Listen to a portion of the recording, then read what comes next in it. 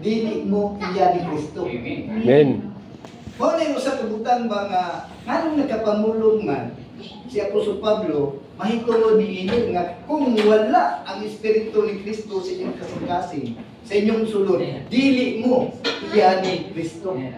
Kaya nga naman, nakita ni Paul na ang Diyos sa eternidad, ang Diyos sa sinugdan, nausa na dahil kang Ginoong Hesus. Mo na nga kung nag-isip ang mga tao nga diha na yun mi samahan. O diha na yun mi niya. Kaya ang anak, wa pa na iklaro, kay tao rin na.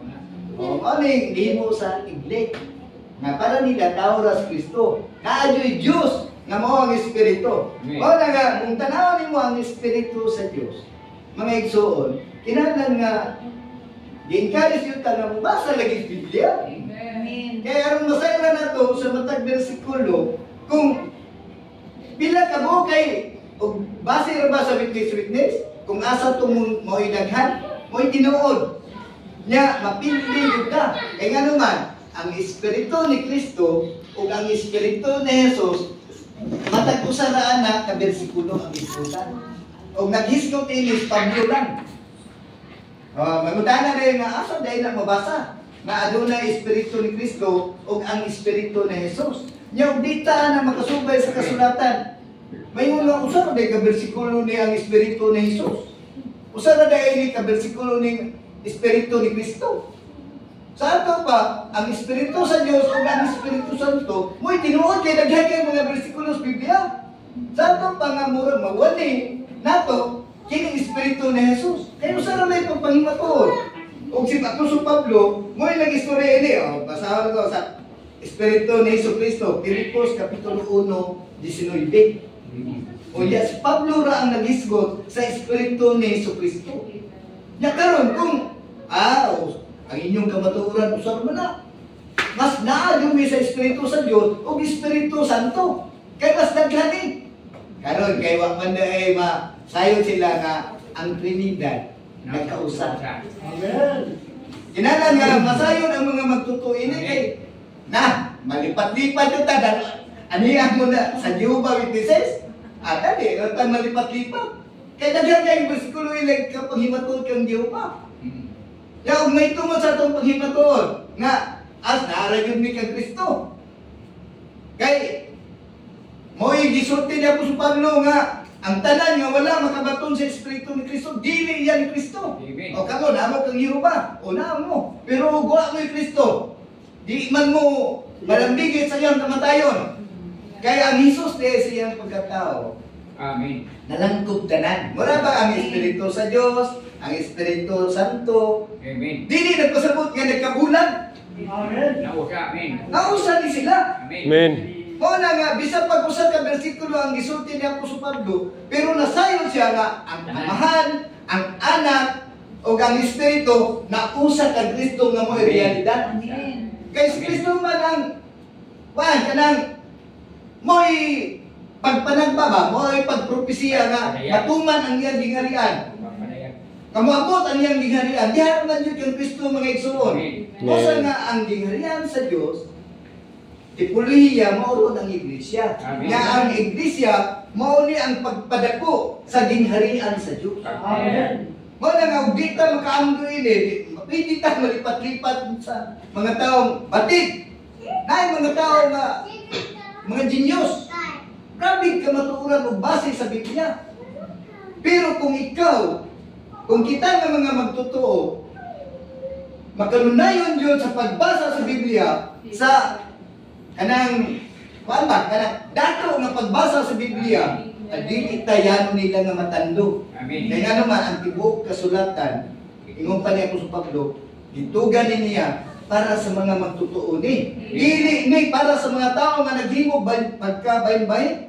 Amen. Mao man hinungdan nga tungod sa ilang pagkamaalamon, batid sila sa kamatuoran kunuhay sa Biblia, pero ang ilang kasing-kasing pagpasimanto. Hallelujah. Mao na nga dili ta moingon nga lupig din nato di sila. Pero ang nakabita sa to mga igsoon kay nakatulong ta sa linya sa kinabuhi. Amen. Kaya ang pinakasintro ini nga ang atong pagpangalagad sa pagpaambit sa gingharian sa Dios nga maanaa sila sa linya sa kinabuhi. Dili lang nga naa sila sa linya sa kahibalo.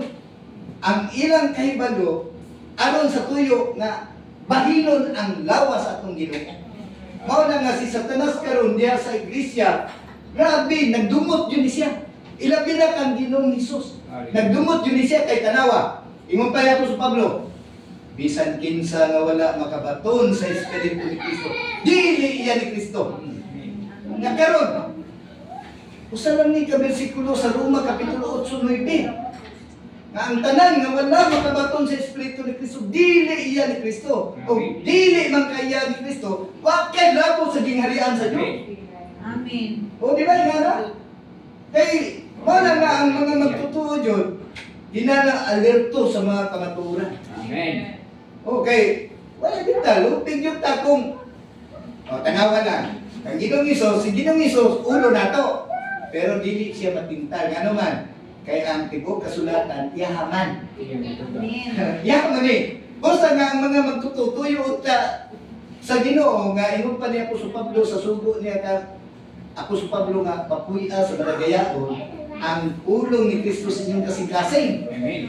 Karon kay masipyat man ang mga tao, gilingla man ayon ng mga cellphone.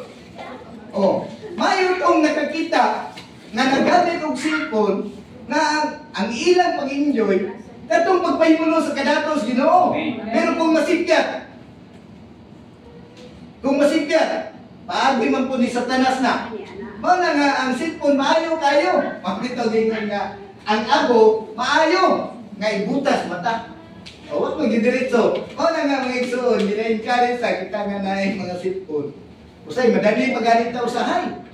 Pero ang nakanindot kay naatay cellphone, mas dali na to nga makasulod ta sa mga kamatuoran, mga kadato sa atong Ginoo. Dalawa, ug wala tong cellphone. Ang Espiritu sa Diyos, na ay 30 lang ka bersikulo. Espiritu sa Diyos.